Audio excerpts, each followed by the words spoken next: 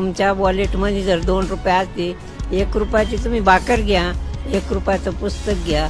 पुस्तक तुम्हाला शिकविल, भाकर तुम्हाला जगविल.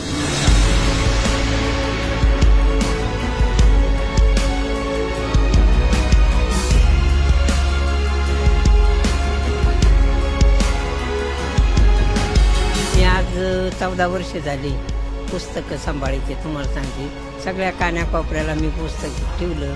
पण आलेल्या कस्टमरला माझी अशी विनंती, मोबाईलपासून दूर जा, वाचनाची चळवळ करा.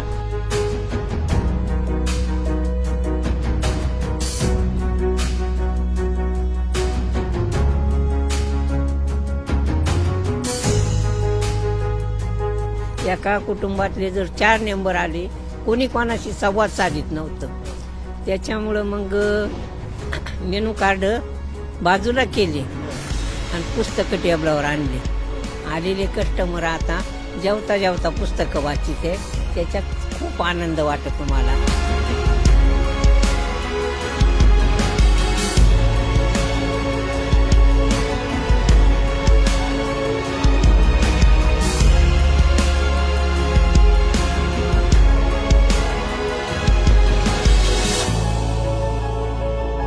खाद्य संस्कृतीबरोबरच वाचन संस्कृतीचं जतन करणाऱ्या नाशिकच्या भीमाबाई जोंधळे यांना राज्य सरकारचा मराठी भाषा संवर्धक पुरस्कार जाहीर झालेला आहे.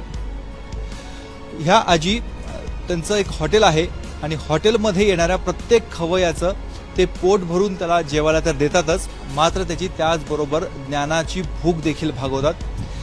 या हॉटेलचं नावच आजीचं पुस्तकांचं हॉटेल असं नाव आहे. हॉटेलमध्ये आल्यावर आपल्याला सर्वत्र पुस्तकं बघायला मिळतात. मग वाचनकट्टा असेल, पुस्तकांचं दालन असेल किंवा अक्षर बाग देखील असेल. इथे 2 मेनू कार्ड असतात. एक तर जेवणाचं मेनू कार्ड आणि त्याचबरोबर इथे कुठलं पुस्तक तुम्हाला वाचायला आवडेल त्याचं देखील मेनू कार्ड असतं. स्टार्टर या हॉटेलमध्ये पुस्तकाच्या रूपातच मिळतं. आपण बघतोय येणारा प्रत्येक खवय्या इथे जेवणही करतोय आणि एका हातामध्ये पुस्तक आहे, तो वाचन देखील करतोय. आजी आपल्यासोबत आहेत. आजी, अभिनव अशी तुमची संकल्पना होती. एका छोट्या चहाच्या दुकानापासून सुरू केलं, एवढं मोठं हॉटेल उभं केलं आणि त्याला दाद पण मिळते, राज्य सरकारकडनं पुरस्कार पण मिळतोय. माझ्या छोट्याच्या कामाची दखल घेतली मंगेश पाडगावकरांनी. खूप आनंदाची गोष्ट वाटते मला. एवढ्या मोठ्या लेखकांनी छोट्याच्या कामाची दखल घेतली. मी आज 14 वर्ष झाली पुस्तकं सांभाळायचे. तुम्हाला सांगते, सगळ्या कानाकोपऱ्याला मी पुस्तक ठेवलं. पण आलेल्या कस्टमरला माझी अशी विनंती, मोबाईलपासून दूर जा, वाचनाची चळवळ करा. प्रत्येक गिराईक आता ऑर्डर येवस्तोवर 50 जर वाचक आले, गिराईक आले, तर मला 25 वाचक तरी मिळाले. तुम्हाला सांगते, मग मला जास्त आनंद वाटतो, ऊर्जा वाढती माझी. ही संकल्पना कशी सुचली तुम्हाला? का तुम्ही असे पुस्तकं ठेवलेत हॉटेलमध्ये? संकल्पना अशी सुटली, माझ्या शेतीमध्ये केमिकलचं पाणी उतारलं, जगायचं कसं म्हणून न्यूजपेपरची एजन्सी घेतली.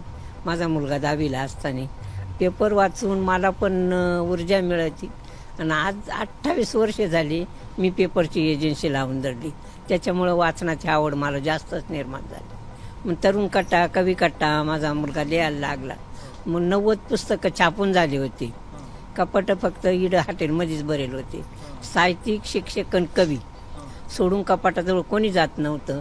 असं करताना मग तरुण पिढी एवढी मोबाईलच्या आहारी जाईल. एका कुटुंबातले जर 4 मेंबर आले, कोणी कोणाशी संवाद साधित नव्हतं. त्याच्यामुळं मग मेनू कार्ड बाजूला केले आणि पुस्तकं टेबलावर आणले. आलेले कस्टमर आता जेवता जेवता पुस्तकं वाचिते. त्याच्यात खूप आनंद वाटतो मला. माझ्या छोट्याशा कामाची मंगेश पाडगावकरांनी. पण आता पुरस्कार पण बरेच दिसत आहे तुम्हाला. इथे काय काय, कुठले कुठले पुस्तकं ठेवलेले आहेत? इथे काय काय वैशिष्ट्य आहेत तुमच्या हॉटेलची, ती जरा सांगा. माझे सावित्रीबाईचं पुस्तक, शिवाजी महाराजाचं पुस्तक, तुकारामाची गाथा आहे तुम्हाला सांगते. अनेक देवाधर्माचे सगळे, इंग्लिश, मराठी, हिंदी, सगळ्याच भाषेची गरज आहे आपल्याला. सगळेच पुस्तकं माझ्या हॉटेलमध्ये, सगळे 4 कोपरे, कानेकोपऱ्याला पुस्तकं ठेवले. तुमच्या हॉटेलमध्ये येणारा पुस्तकं वाचून तृप्त होतो की तुमच्या हातचं जेवण खाऊन तृप्त होतो? तुम्ही स्वयंपाक पण करतात, पुस्तकही वाचायला देतात. माझ्या ज्ञानाच्या शिदोरीनं तो प्राप्त होतो. तुम्हाला सांगितले, मी त्याच्या समोरच ज्ञानाची शिदोरी ठेवली. जेवण तर कुठे भेटतं, पण ज्ञानाची शिदोरी भेटत नाही ना. त्याच्याकरतानी वाचा. आंबेडकरांनी काय म्हणी लिहून ठेवल्या, तुमच्या वॉलेटमध्ये जर 2 रुपये असते, 1 रुपयाची तुम्ही भाकर घ्या, 1 रुपयाचं पुस्तक घ्या. पुस्तक तुम्हाला शिकविल, भाकर तुम्हाला जगविल. सावित्राबाई शिकल्या म्हणून मी शिकले. पहिली माझी ओवी ग सावित्रीला, शिक्षणाचा मार्ग दाखविला. बोटाचा केला कलम, जमिनीची केली पाटी, तवा झाल्या ज्योतिक्रांती.